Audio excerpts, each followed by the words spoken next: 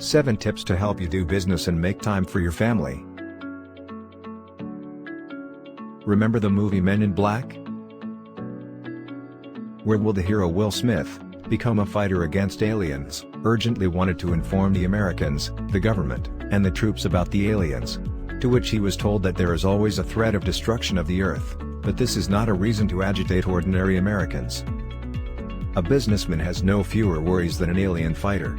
There are always a bunch of urgent matters, burning contracts, and urgent meetings. But all this is not a reason to put family and children in the background.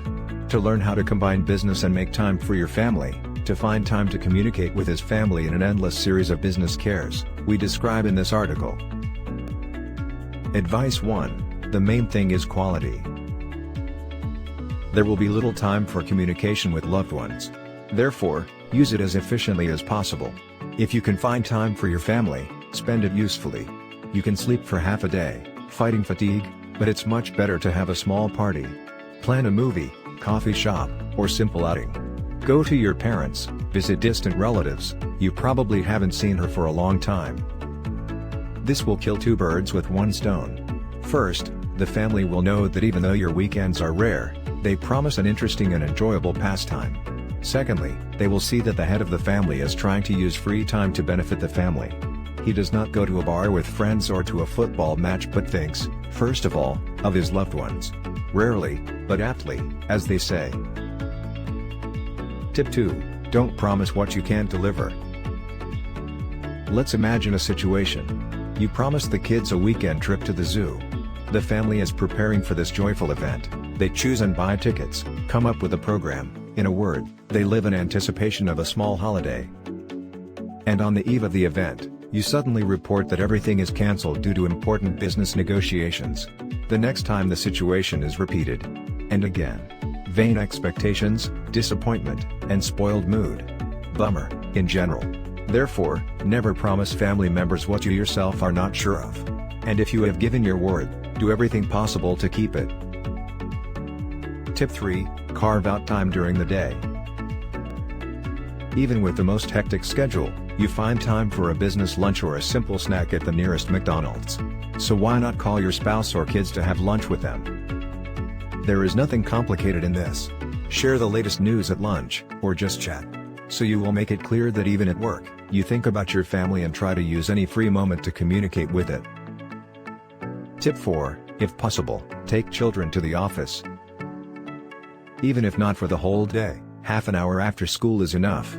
It's okay if a child sits in the office for a while and plays a computer game. Without prejudice to the work process, of course. Immediately warn him/her to sit quietly at the table and not bother anyone. Hyper-communicative children may start to distract employees with questions, wander from corner to corner, or talk loudly. This makes staff unnerving and has a negative impact on work. If possible, give your child simple assignments for work.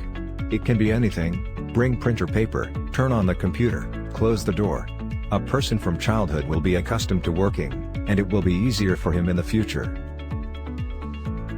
Tip 5. More attention. Pleasant surprises can compensate for lack of time for communication with loved ones. It takes 5 minutes to go to the store and buy a bouquet for your wife, a box of sweets for your children, or a pack of tea for your parents. But the profit is huge. So you show attention to loved ones and that you constantly think and care about them. Tip 6. Call and text family members. There are more than enough ways to contact your family now. Not less than ways to communicate with clients. Call, send SMS, or a message in the messenger so that loved ones feel care and attention. Better to set aside a special time for this. For example, at 1400 hours, call to wife, at 1500 hours, to children, at 1800 hours, to parents. And no one will ever reproach you that he, she, will not even call. 7th advice, to be harsh.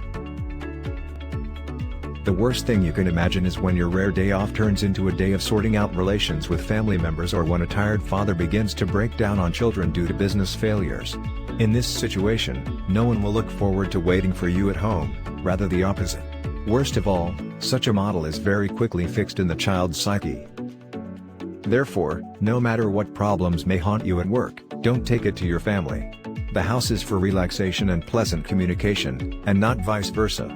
The same goes for the second half, refrain from finding out the relationship in rare moments together.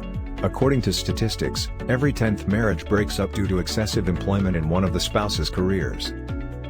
And the most important advice: in old age, almost everyone remembers the lack of communication with relatives, friends, and family. Therefore, the main thing is to set priorities. Family is what really matters. You can't earn all the money. Therefore, in difficult situations, it is better to always make time for your family.